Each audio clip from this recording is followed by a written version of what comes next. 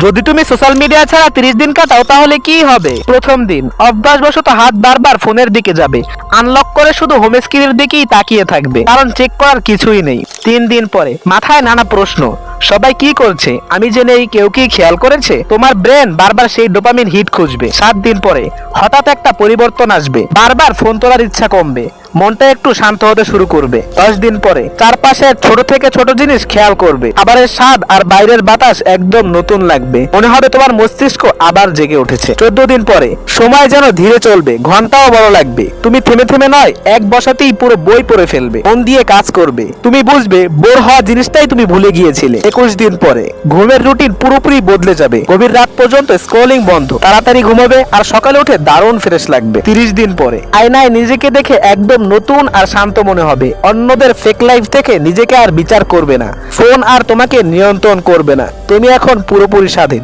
এরকম আরো ভিডিওর জন্য সাবস্ক্রাইব করো।